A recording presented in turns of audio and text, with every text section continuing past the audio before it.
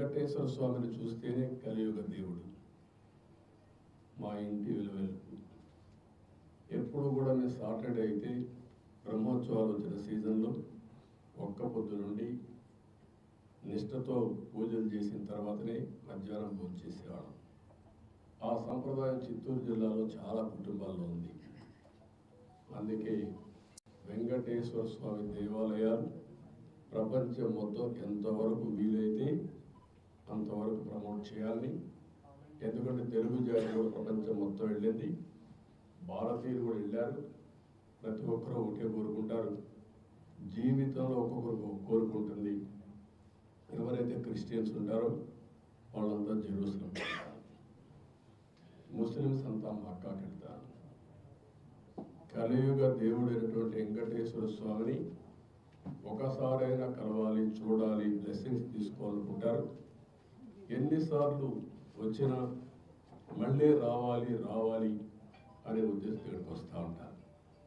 ఇది స్వచ్ఛందంగా ఒక వెంకటేశ్వర స్వామి టీటీడీ ఒకటే కాకుండా అందరూ కూడా వచ్చి ఎక్కడికక్కడ శ్రద్ధ చూపించి ఇప్పటికే ప్రారంభమైంది.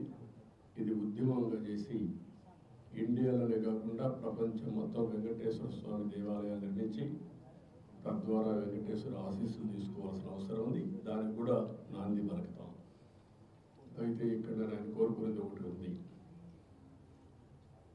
ప్రపంచం మొత్తం తెలుగు ఇండియన్స్ బాగుండాలి, దాంట్లో అగ్రస్థానంలో తెలుగు జాతి ఉండాలి. నేను అక్కడ రాయడంలో కూడా ఇదే రాస్తా ఉంటాను. ఇప్పుడు మీరు చూస్తే నేను రాసేది ఇండియన్స్ నెంబర్ 1గా ఉన్నప్పుడు 30-35% తెలుగు వారు ఉండాలి, తెలుగు జాతి ఉండాలి. అదే తెలుగుదేశం పార్టీ, అదే మా నాయకుడి కళ.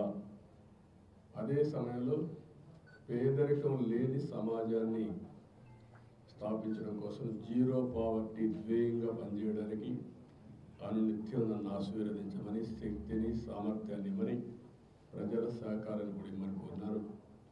అదే మనకు ఆర్థిక అసమానతలు తగ్గించే విధంగా ఫస్ట్ ఒకప్పుడు మీరు చూస్తే సంపద లేనప్పుడు, సంపద సృష్టించడం తెలియనప్పుడు ఆర్థిక సంస్కరణ వచ్చిన తర్వాత సెకండ్ జనరేషన్ రిఫార్మ్స్ నేనే ప్రారంభించాను వెంకటేశ్వర స్వామి ఆశీస్సులతో. అందుకే మీరు ఈరోజు రోడ్లు చూస్తే బ్రహ్మాండమైన రోడ్లు వచ్చాయి. రాష్ట్ర రోడ్లు అన్ని పోయినాయి, కానీ నేషనల్ హైవేస్ వచ్చినప్పుడు ఫస్ట్ రోడ్ నేషనల్ హైవే వేసింది కూడా గుర్తుపెట్టుకోవాలి, చెన్నై టు నెల్లూరు. అది ప్రూఫ్ ఆఫ్ కాన్సెప్ట్. అది సక్సెస్ అయిన తర్వాత వాజ్పేయి గారు దేశం మొత్తం గోల్డెన్ క్వాడ్రిలేటరల్ రోడ్డు వచ్చింది. ఇప్పుడు జిల్లా రోడ్లు వచ్చి అన్నీ అయిపోయినాయి. ఫస్ట్ టెలిఫోన్, మీరు అందరూ ఫోన్లు పట్టుకొని ఉన్నారు.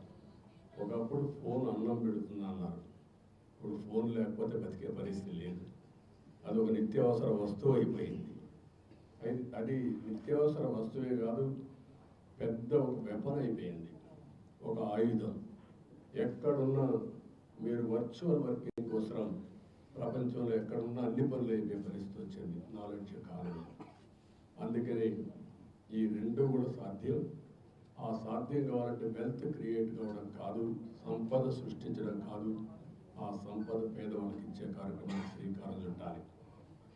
అయితే ఈ 5 సంవత్సరాలు పరిపాలన తిరుమల తిరుపతి దేవస్థానంతోనే ప్రారంభం కావాలి. ప్రక్షాళన, ప్రసాదాలు, క్లీనింగ్, లేకపోతే పరిశుభ్రత అన్నిటికీ తిరోధకాలు చేశారు.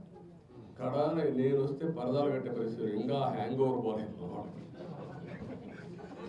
పరదాలు కట్టేస్తున్నారు అంటే అలవాటు.